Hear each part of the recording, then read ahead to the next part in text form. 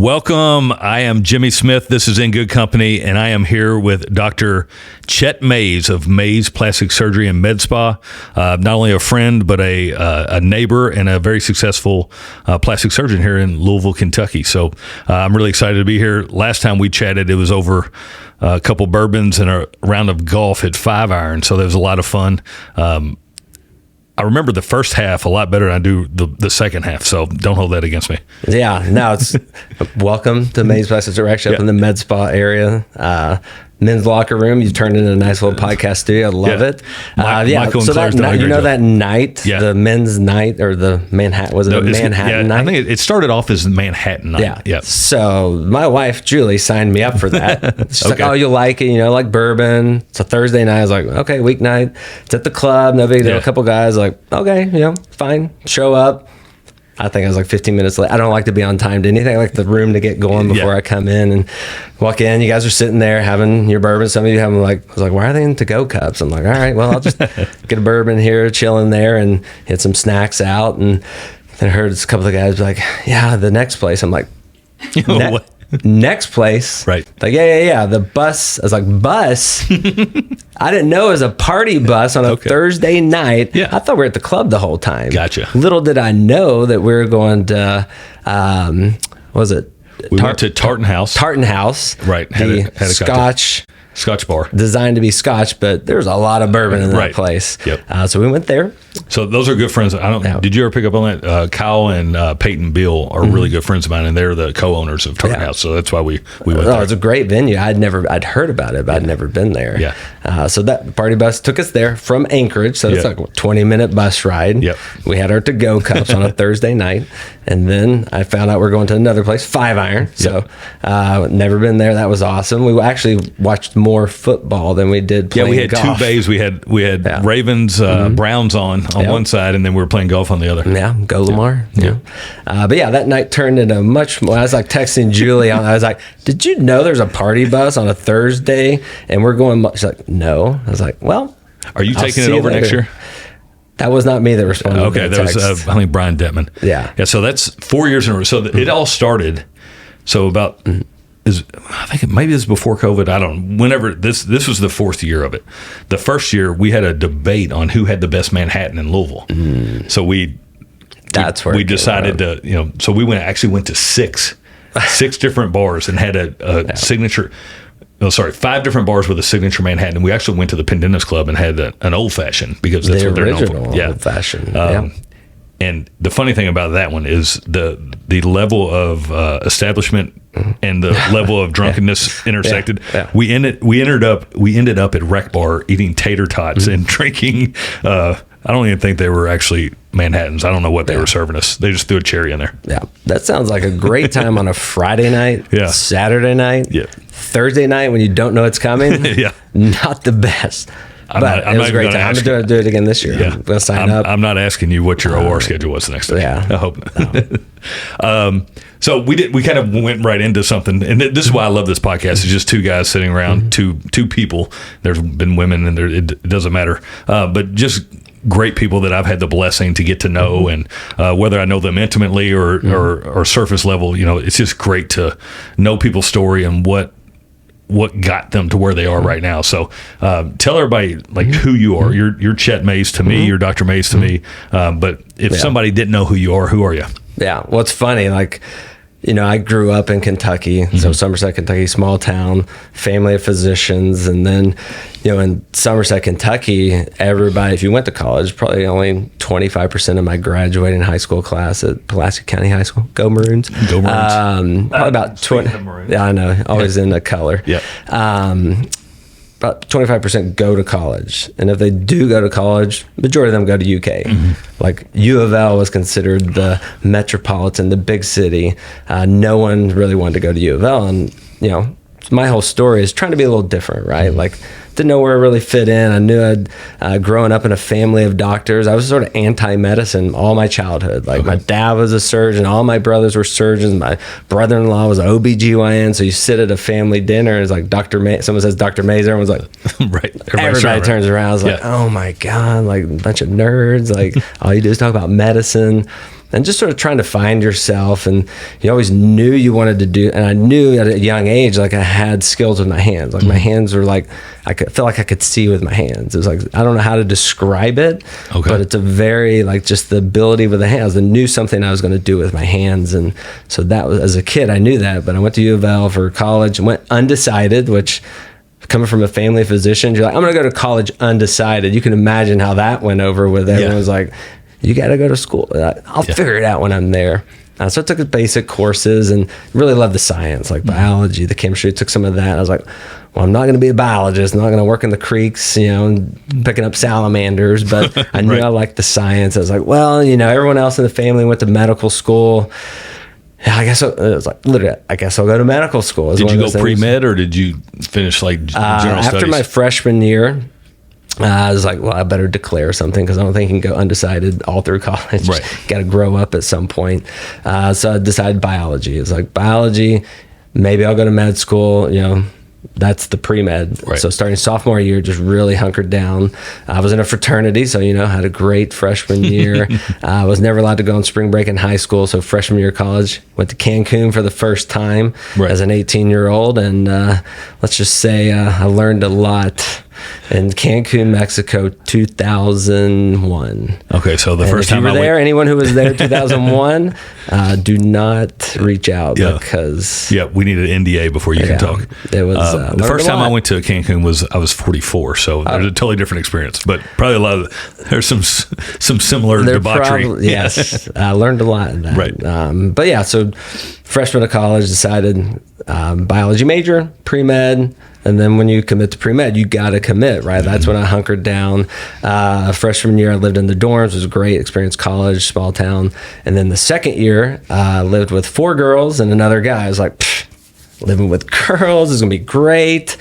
Was not what I thought it would be. It was, imagine if you had 4 sisters who are the messiest sisters you could ever have. I live with 3 girls right now, so it was. And 1 boy. I thought it was going to be what I saw in like Girls Gone Wild, what I saw in Cancun, It was not that. And I lived in a little room under the stairs, studying all the time. So I was pretty much that nerdy. How did you all get together? Is it a group of friends or the roommates? Being in a fraternity, the sororities, you'd sort of team up, and the majority of them were in the sorority, and that's how I got connected. So you take down the whole house and split it 5 ways. Basically, one of the fathers owned the house, and he wanted to collect some rent. Right. So me and another buddy were on the first floor. Girls were on the second floor. 1 shower for the entire house. So to get to the shower, I had to walk upstairs. They were very social, so walked through the living room. Let's just say I got full exposure of who I was as a sophomore in college, but it did not turn out what I thought it was. Yeah, I was so University of Louisville, studying pre-med. Yep. Getting into med school is obviously tough. Focus. I think being from a family of physicians probably gave me a little heads up or a little lead of the pack, because his dad came here. All his brother, everyone went to U of L med school. So I'm a legacy, right? Yep. But you still have to meet certain requirements, and got into U of L med school, and same as college, undecided. I'm gonna see everything, right? I don't know if I want to be a surgeon. I don't know if I want to do what they do. Is that Rochester? That was residency. Oh, residency. Okay. I know. So med school. Sorry. I know. Land the plane. Here I go. Yeah. Then as a third-year med student, realized I didn't like anything else in medicine other than surgery. Met some plastic surgery mentors in my life. I was like, they had more of my philosophy of there's no borders to plastic surgery. There's no box you have to be in, which is what I do now as a private practice plastic surgeon. There's no rules to what I do. When I see consultations, like today is my consultation day, I'm meeting people from all over the country. Some are virtual, some are in front of the computer. I'm just listening to them, right? I'm just listening. When people come in here, I'm not bothered by anything, right? I'm not looking at how many lines they have on their face, how much fullness they have in their belly. I'm just a sponge. So if someone points out something that they're bothered by, that's when I turn on my plastic surgeon sort of mind to come up with a plan for them. And that's what I realized as I was learning about surgery, is like, I like that. I like coming up with plans just based on something that's bothering someone else. And that's where plastic surgery came from. Then residency is after medical school. I did an integrated route to plastic surgery. So once I knew I wanted to be a plastic surgeon, I didn't want to waste 5 years of doing general surgery, which I would never use. I went this route to integrated plastics. So you apply, there's about 85 spots in the country at the time. Now I think there's like 150 spots. So it's super competitive. You have to be top of your class, best test score, all that to just get in the door. And so I went to Rochester for interviews, like a month long. You go, it's called an away rotation. I went in the summer, Rochester, New York, summertime, beautiful. All right. Wintertime from October to May, snow. Yeah. Still beautiful snow, but just the people up there, I knew what I wanted to do. I wanted to be a plastic surgeon. They had the best training for me, and that's how I decided on Rochester. But being a Kentucky guy, married a Kentucky girl, my wife's from Louisville. She's a U of L cheerleader, just diehard Louisville. Wanted to bring our family back to Louisville, and that's how we ended up here almost 9 years ago back in Louisville. So, did she move to Rochester with you? Mm-hmm. Okay. We got married. So I graduated med school. All right. May of 2010. Got married May of 2010. Started new jobs in June of 2010 in Rochester. She was a pediatric nurse. I was a resident. And residency is a surgical residency. The reason it's called a residency originally is you were a resident of the hospital. So you actually lived there? You used to live in the hospital. Now, with work regulations, they capped it at 80 hours a week. We could not work more than 80. There used to be no cap. So residency, back when my family did it, they lived at the hospital. My dad, brothers, they never left.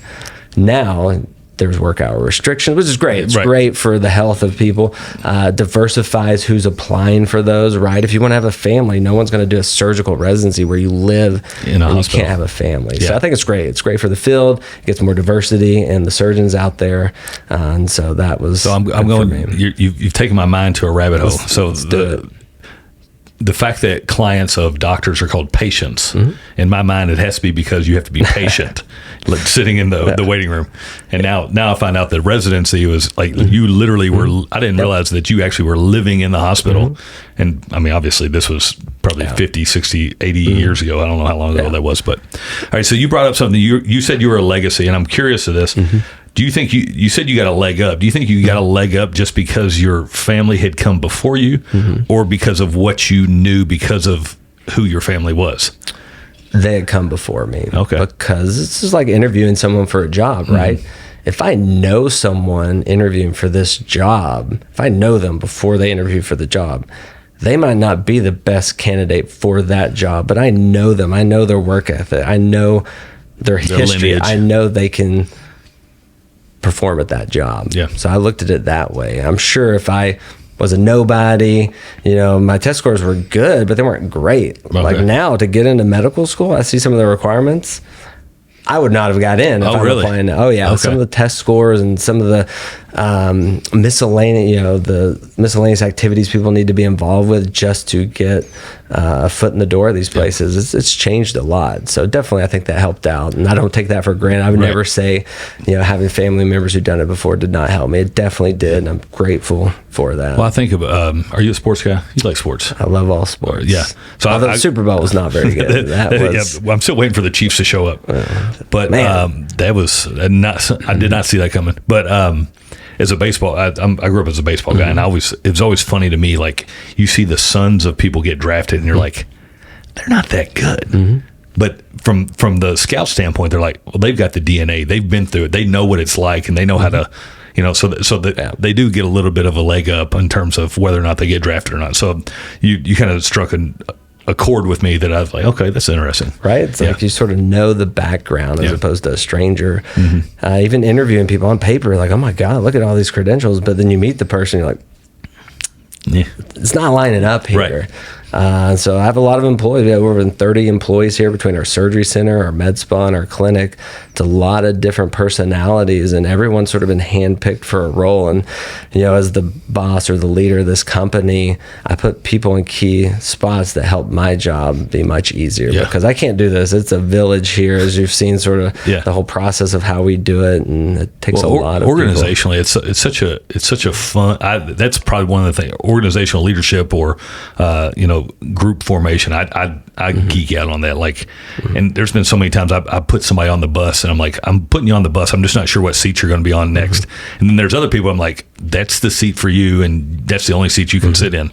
Do you find does that resonate with you at all when you're putting your staff together here? Sort of yes and no. Like everyone comes from a diverse background here, and And there's certain areas that people have strengths or weaknesses. And like you met our director of marketing, Kara, like she was in marketing, but she does so many things else in the office because she's one of those people that will just help out with anything. And I like the people, sort of like the Marine mentality. Like Marines are trained to do it all. Even the fighter pilots, they're trained in hand-to-hand combat. They're trained to drive a tank. They're trained. They're first. What is it? They're infantry first. Right. Yeah, they can do it all if something were to happen. So that's how I like having members of my team, that they can jump in for someone else. Even though we have a lot of people, I want to make sure. So just putting them in one seat and that's their seat. Now it's like, don't put your seatbelt on this bus. You're going to move around a couple times in this bus to sort of help out. And that's part of the branding, right? Like I created this company because I saw myself, a brand that I was in was not sort of my brand future. I wanted to create a future for a brand that I could have control over the next 30 years. So that's why Mays Plastic Surgery was started out of a brand that I could sort of put people in, that I wanted to grow the brand. And being 2 years old, this company has grown much faster than I ever expected. And it's really trying to keep up with it and not dilute the brand, right? I don't want to have 20 different locations. This is what I want. I want to nurture this, grow this, and provide to the region here. And it's been great. Now, is your med spa and surgicals all here? Really? Yeah, okay. So the surgery center we just opened last May. MPS Surgical Suites is the name of the surgery center. The MPS stands for Mays Plastic Surgery. Right. But I designed it as a separate entity because I can only do so much surgery myself, right? I'm capped out. I operate 3 full days a week. I have to see patients on other days. So there's 2 days that I'm not in that operating room.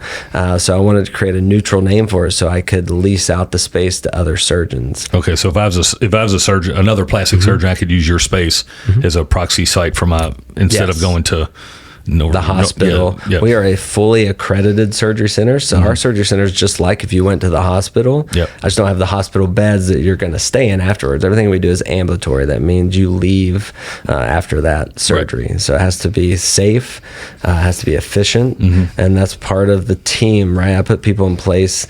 I don't have to say anything to my surgical teams. It is a choreographed. If you follow me around in that OR, I don't have to say anything. They know what I want next. They know what time I'm going to do this. They know what time the next patient is. It's a very well choreographed process. And so I've watched surgeries.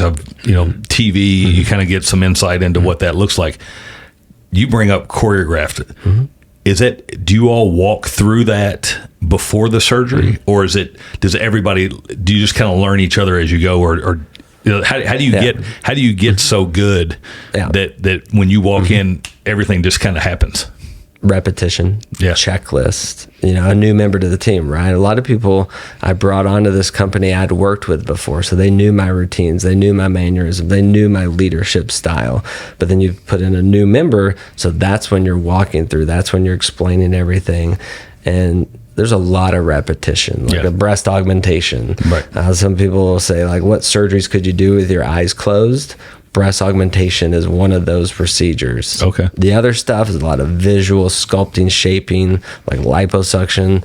It's a lot of 3-dimensional shaping, tummy tucks, the big mommy makeovers, the weight loss patients. These are big sculpting surgeries that the steps are very similar. I might take off more skin on one, I might take off more fat on another, but they are, what I'm doing next. I don't have to say it. I don't have to say, give me the single hook to make the belly button. I don't have to say, give me the silk to tie.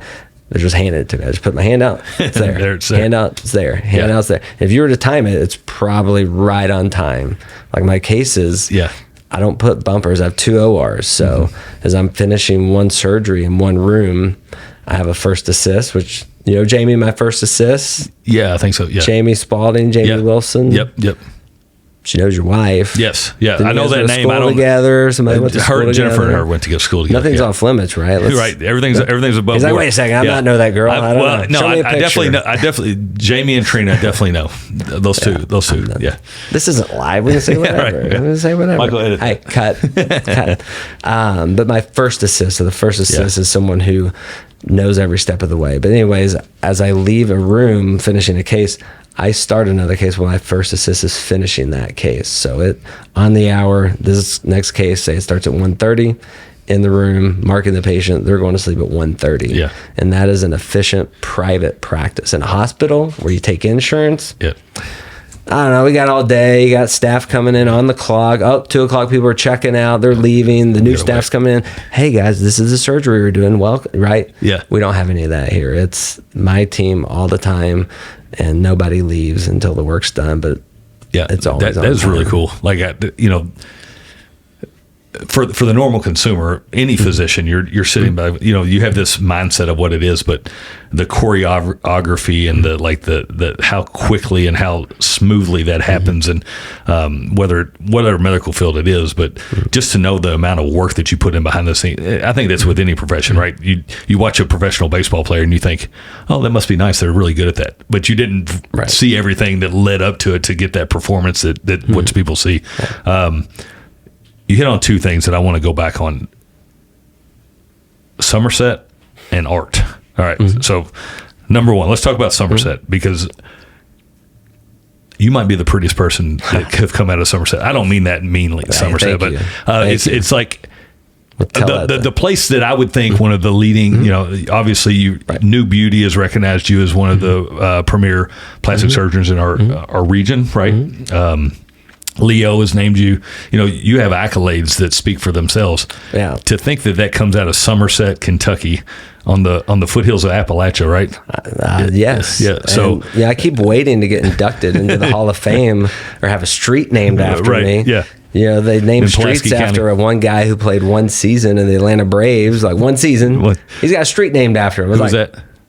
Josh Anderson. I don't even recognize him. He played for the Braves, and then he went to the Reds. Okay. And now he's back. He's a great guy. I don't want to take anything away from him. Yeah. He might have played more than one season if you do air this. Yeah. He played for a while. But to be a doctor from Somerset is one thing. To be a plastic surgeon from Somerset just seems so outside the nest, right? Yes. I mean, like a low percentage of individuals coming out of that town, city, go to college. A lot go into IT programs, community college, military, law enforcement, farming. A lot of people farm down there. But I grew up in a family of physicians, so that's why I was exposed to those things. Right. And so, definitely coming from Somerset to where I'm at now, and I see a lot of patients from Somerset. It helped me out. I got a nice little southeastern Kentucky following, people I went to school with. And now, we hung out in high school. You trust me to do it? You remember? Like, you're the best. I'm like, all right. So even teachers I had as a kid. Okay. Which is funny because school, I made it through school. I didn't try very hard until I got to college. Right. Made straight A's, maybe a B here or there. And a lot of my teachers are shocked that I became a doctor. I've done surgery on some of them now. They're like, I'm just surprised you became a doctor. I was like, why is that? Like, you just never really tried in school. You were super smart, but you're just always distracted by everything else, from sports to the girls to the activity, like everything else. Yeah. I was like, it just takes a while to grow up and find yourself. So my junior year of college, I was a history major, and the first time I had class with him, I turned in my first paper. He pulled me to the side and he's like, Jimmy, we need to talk. And he pulled me in the office. I'm like, oh shit, what the hell did I do? He goes, did you really write this? I'm like, yeah, I wrote that. He goes, man, that is not what I expected out of you. And I was like, I'm not sure how to take that. It kind of sounds a little bit similar. Like, it was like a compliment, but it was sort of backhanded. Like, I'm just shocked you became a doctor. Right. I'm just shocked you could actually write a paper. I know. I was like, well, we're doing surgery on you, so looks like I made it. So what does art mean to you in your profession? Yeah, do I study art? Do I study sculptures? No. And art to me is all facets, from music to design to just things that are stimulating that you see or hear or smell. Like the word art, everyone thinks like a painting on the wall, right? I call the OR the art studio. Do you really? That is just called the art studio. It's just sort of stuck. And my before and afters, I call it artwork, right? This is your before, this is your after. I just call it artwork. I've always done that. I grew up, I mentioned physicians in my family. A lot of them were majors and minors of art in college. So I was always exposed to the talented hands of an artist. I have an older half brother who's since passed away, but he had an art studio in Austin, Texas, that he would do big oil on canvas, and he actually retired from surgery probably 30 years and just became a painter the rest of his life. And so art was just always something that was stimulating. But if you come to my art studio or my OR, the music that's playing, it's not a set play. It's the cases I'm doing. It's very motivating what I'm hearing in the background, because if you don't have the music, you hear the monitors, you hear the bovie, which is a little cautery. You hear a lot of stuff, or you hear conversations, but the music has to be loud enough to sort of keep the mind going for me. So that's part of the art, is the sound that I'm hearing. And I like all kinds of music, from hip hop to country, alternative rock. But you can tell what case I'm doing based on the music. So if you walk in and hear some Pitbull playing, you know I'm doing 360 lipo all around the body, because I got, it's this thousands of times sculpting, shaping, like a Miami dance club. Basically, you're like, where is this? What are we doing right now? So it's a very part of the whole experience for me. So am I hearing you correctly? Like you essentially have like walk up music for whatever procedure you're doing. You could call it walk up. I'm a routine guy. If someone wanted to take me out, they could, because the same thing, the same time, the same every day almost.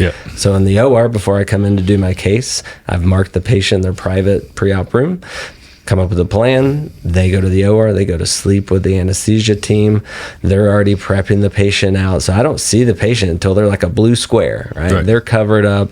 But before I come in, I get out my app, turn on my Sonos, and whatever I'm feeling that moment, I play. So they know I'm coming, because it starts playing on the speakers. So if you're like, where's Dr. May? You'll hear the music come on the stage. Like, he's close. But essentially, it's sort of a walk out, walk up music. And I rarely ask what people want to listen to, because there's times they're like, nah, I don't know. I'm not feeling like, just sort of not jiving with that. So, well, and you're the most important person in that room. At that moment. Well, you said it. You said it. Well, and I think you would say it with Jimmy humility. Said it. There's times that I go somewhere and I'm doing, and I'm laying the groundwork for everybody that's in the room. I don't love it. A lot of times I wish I wasn't in that situation, but there are times when that happens, and people love you. I appreciate see you in Anchorage or some of the sporting events. Everybody's high-fiving Jimmy. Woohoo. Jimmy's the man. I don't know about that. So are we going to talk about Jimmy? We can talk about you. We're going to keep talking about you. You brought up the military. Do you have military in your background? Not directly, but indirectly. My wife's family is a whole Navy family. Okay. From her cousins. Her father was in the Navy. But for me directly, no. Okay. I have friends. Yeah. A lot of my close friends. One of my best friends, the guy I lived with in college. Okay. He is a Marine. He flies fighter jets. Awesome.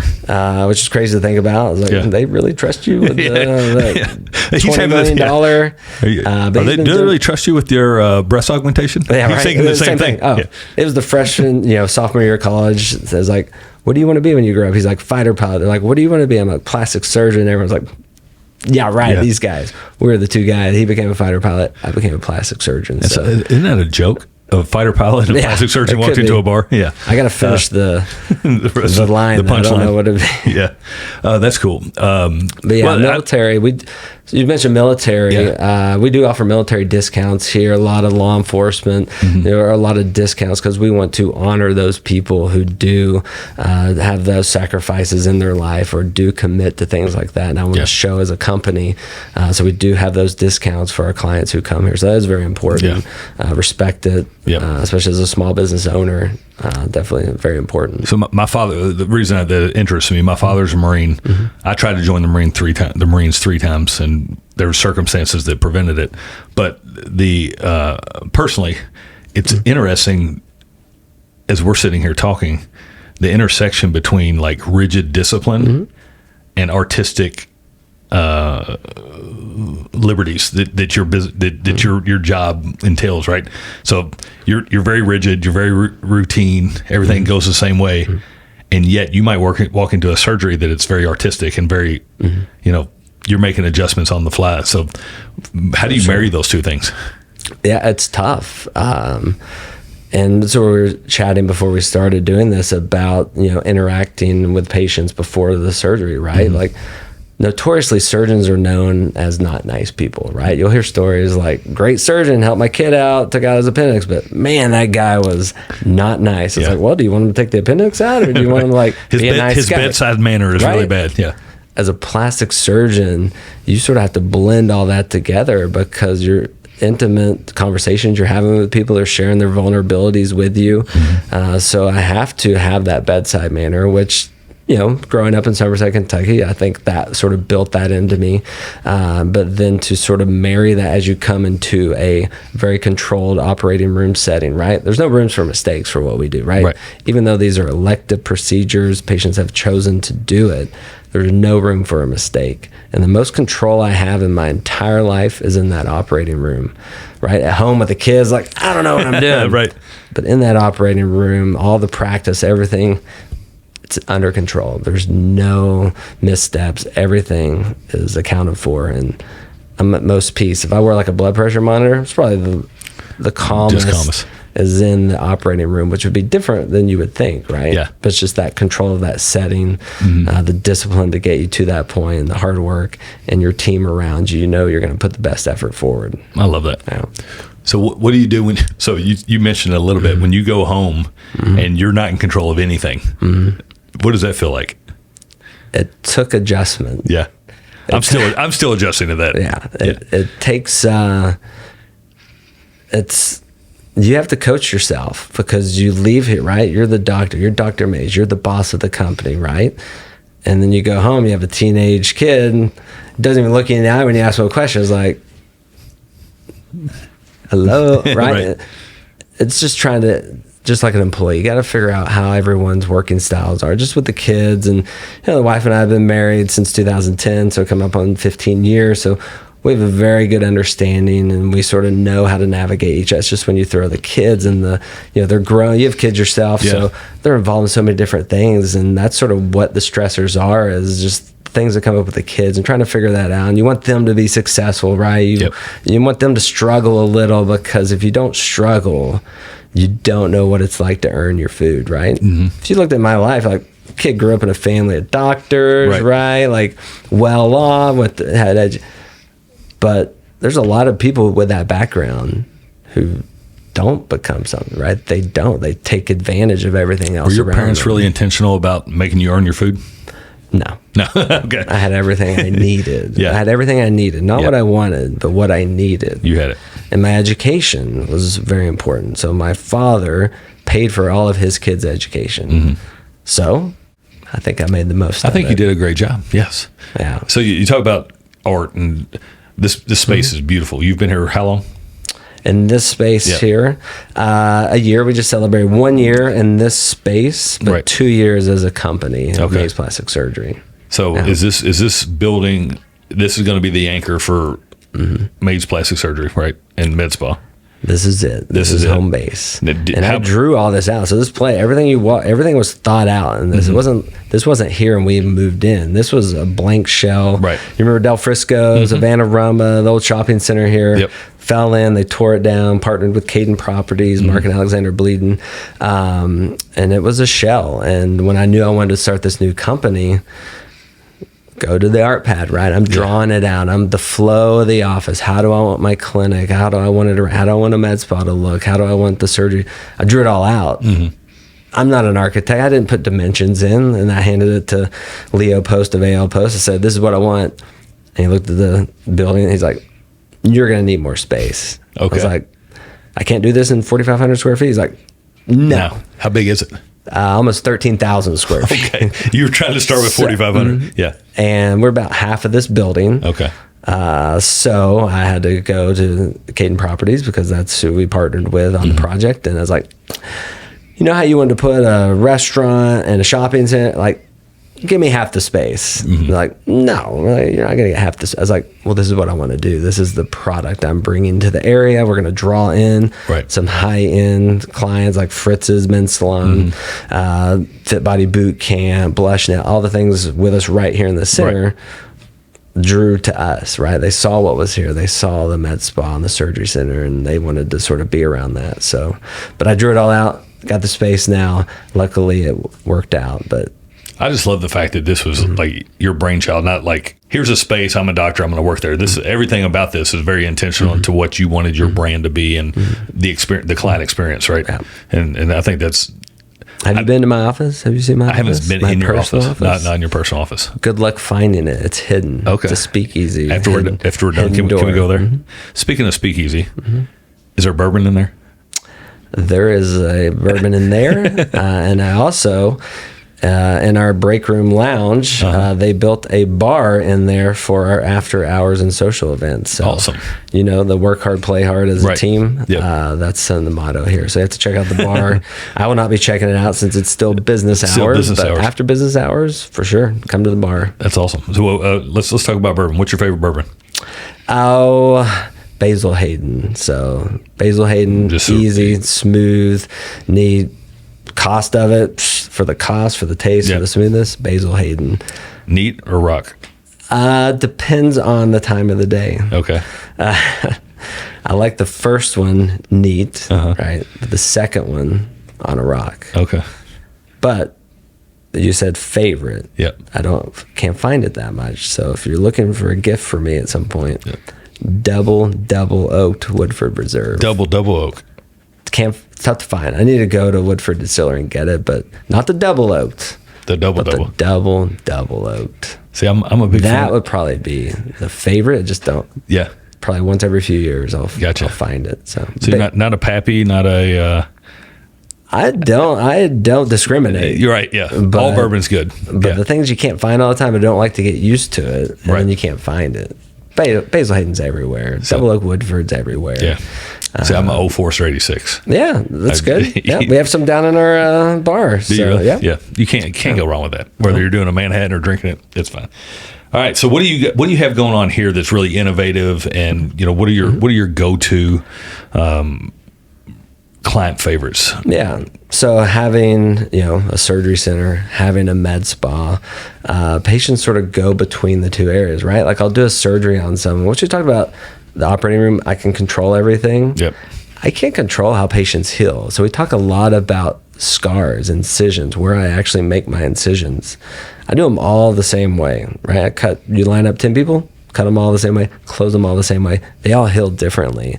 So having technology to help with the healing process to get better scars as a plastic surgeon, in my med spa, I have lasers that can help the scars. I have injections you can put to help scars. So as a surgeon, I enjoy that. But some of my facial patients, so I'll do a facelift, tighten the muscle, tighten the skin of the face, but the texture, the fine lines, facelift doesn't help that. Lasers in the med spa. So people are always like, why don't you have a bunch of sports cars out in the parking lot?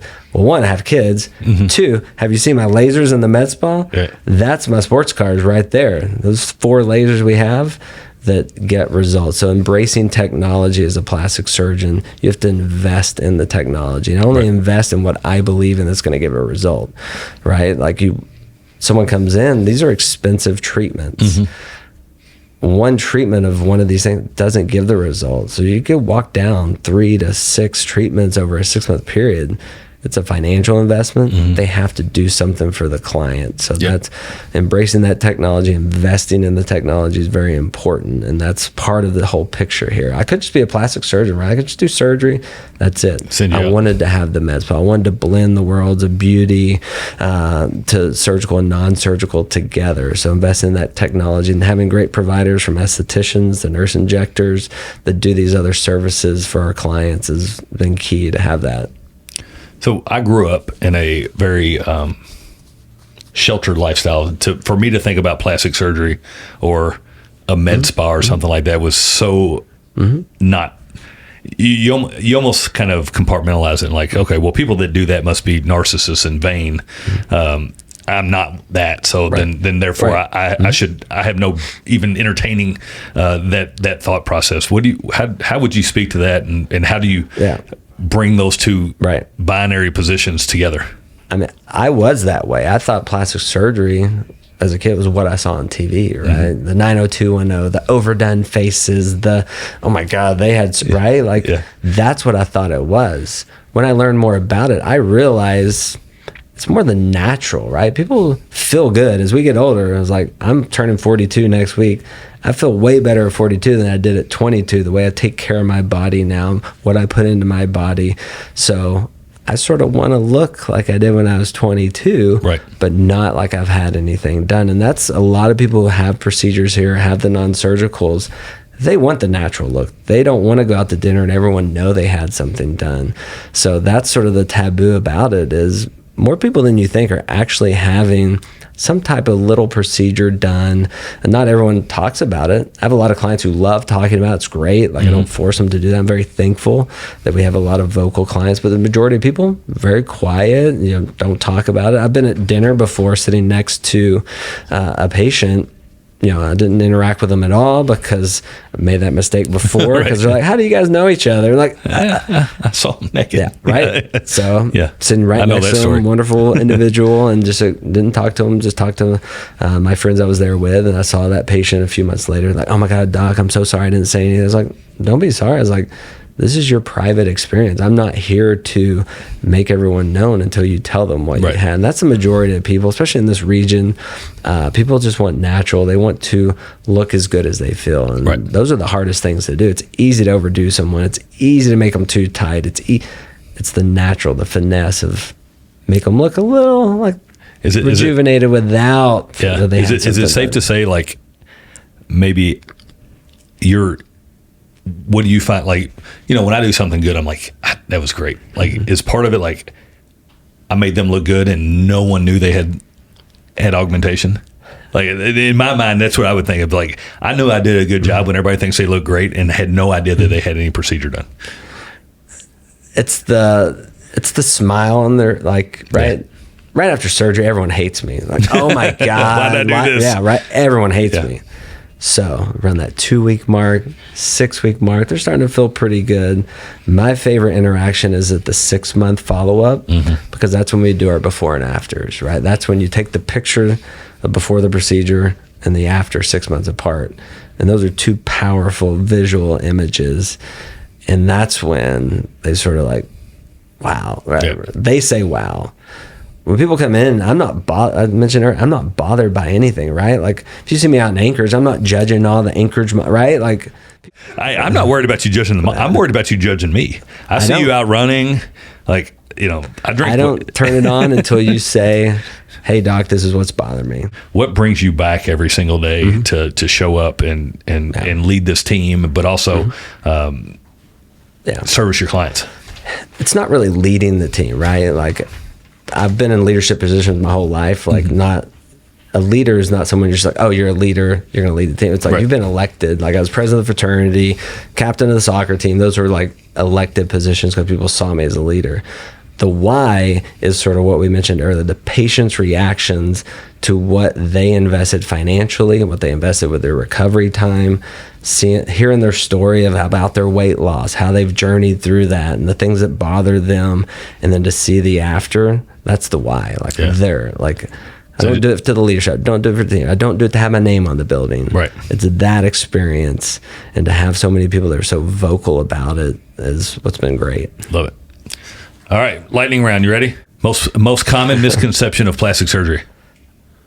That it's only for the elite, the rich, the wealthy. Right? It's for everybody. Right. With today's financing and everyone can have some type of procedure. One skincare product everyone should use daily. A hydrator. Not a moisturizer. Okay. A hydrator. So a hydrator goes into the skin. A moisturizer coats the skin. So everyone should have a hydrator, men, women. You put it on before. Do you wear makeup every day? No, not at all. Collagen hydration? Collagen is important because that's the building block of our skin, but it's a hydrate. It just goes, it interacts with your skin. So I've been using collagen for about a month now. Like oral or, yeah. So I've got to. You need to ingest some. Ingest a little bit. Your body will pee out what you don't need. Okay. So, that beautiful yellow color. Yeah. You need to drink more water. Asparagus. Don't eat asparagus. Botox or filler? What's the biggest game changer? Yeah, it's different. It depends on what their goals are, right? Botox is a neurotoxin for fine lines and wrinkles, whereas a filler is for volume loss. So not everyone's a candidate for either one of those. But more of the younger generation now is doing what's called prejuvenation. That means you're treating yourself before you start to age. It's called prejuvenation. So the 18, the 20-year-olds are coming in and getting Botox because they don't want to develop wrinkles. That's a whole different philosophy, prejuvenation. I love that. I like being proactive. All right. As somebody that has not been proactive with his skincare, healthcare, beautification. Who's that? Me. Oh. Is it too late? Is it too late to start? It's never too late. Never, ever too late. Now, obviously, go ahead. Sun exposure. Okay. What we did 20 years ago is affecting us now, but start now. SPF all the time, hats, out in the sun. You can stop some of the aging now. To get it back, though, that's the lasers, the treatment, the skincare. You can set the clock back, but it's going to take time for anyone, not just you. I'm not picking on you, Jimmy. But I'm just saying in general. Thanks, Doc. That was your plan, by the way. Did you write that down? Write down his plan. It's never too late, but you got to make a change. Talk about what we put in our bodies, what we do to our bodies. It definitely, we can speed up the aging or slow it down. So wearing the badge of honor of going to the Keys and not putting on sunscreen for a week is not one you really want to have pinned on your chest? Not anymore. Okay. Not anymore. Gotcha. Unfortunately. I used to love a good tan. Now I'm like, man, these sunspot age spots, like turning 42. I was like, my neck is not what it, but I got devices here. Just need, all right. I need to take the time to use them. Rarely do I take advantage of that. Best restaurant in Louisville? Sapporo. Sushi, Japanese. Is that on Barstown Road? It is. Yeah. Favorite hidden gem in Louisville? My speakeasy office downstairs. Okay. I can't wait to see hidden gem in Louisville. Accessible to everyone. Yeah. Actually, right across the street, Black Rabbit. You ever been to the Black Rabbit? No, I have not. Speakeasy right across the street here. Big Black Rabbit outside. You got to ring the bookshelf. It's a little speakeasy. I didn't know that was right here. Hidden gem of Louisville. Okay. There you go. It's a known hidden. It's intentionally hidden gem. All right. Most underrated trend in aesthetics right now. Fat grafting. So taking fat from an area of the body and putting it into another area. So using someone's own tissue instead of the synthetic fillers and things like that. I think fat grafting, which has some stem cells in it, which most people don't know that help other cells around it. So I think fat grafting is a great trend right now. Can I take this out of here and put it on my butt? Put it wherever you want, Jimmy. Okay. All right. So fat grafting, you're actually taking fat from one part of the body and taking it somewhere else. Like where would someone typically do that? So if we're talking about fat grafting, I ask a patient, do you have areas of fat that are hard to lose? You're working out, you're doing all the diet and exercise. Where do you have fat that's just not going away? Typically, guys, lower back. Women, it's usually lateral thighs, even the most fit people. So we'll take that. Instead of throwing it away, we'll rejuvenate areas like the face. Sometimes I'll use it in the breast. Sometimes I'll use it in the butt, the Brazilian butt lifts. And those take a lot more fat to build. What is one thing that everyone should incorporate in their daily routine? We talked about the hydrator, minimizing sun exposure, something active. I talk a lot to my patients about 30 minutes a day, something active, because the body in motion will stay in motion. If you stop just a week, if you take a week off for vacation, don't do, oh my gosh, it's going to take me a month to get back. So 30 minutes of some type of activity. I know some people have health ailments. They can't do exactly what we consider activity, but find something that stimulates your mind, stimulates your body for at least 30 minutes a day. Everyone should incorporate that, whatever it is. What is your pleasure in that arena? Fitness every day. Running, I know you run a lot. Working, so every morning, getting up at 5 o'clock, doing something active after I check email for 15 minutes.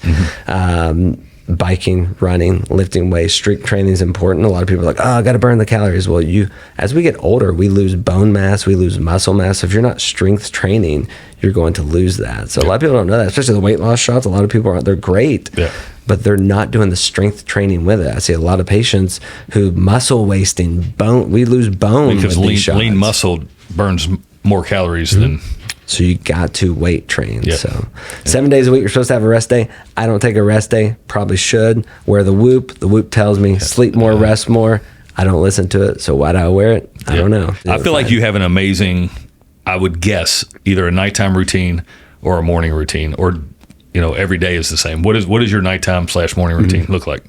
Well, with kids, that sort of changed my nighttime routine. But little secret of mine, which most people don't know, is I listen to stand-up comedy at night to sort of let the mind come down, because my mind is always going. I'll send my team members message. I'll wake up in the middle of the night, 2 a.m., like send thoughts of like, guys, you don't have to respond to this. They know now. They know like, oh, Dr. Mays messages at 2:30 in the morning. It's just a thought that comes up. But at night, stand-up comedy just helps me land the plane. Okay. And my wife calls it insta sleep. So if I sit down, I'll just instantly fall. Like I just hit that wall at some point. It's different times every night, but stand-up comedy helps the mind. Helps you calm down. Yeah.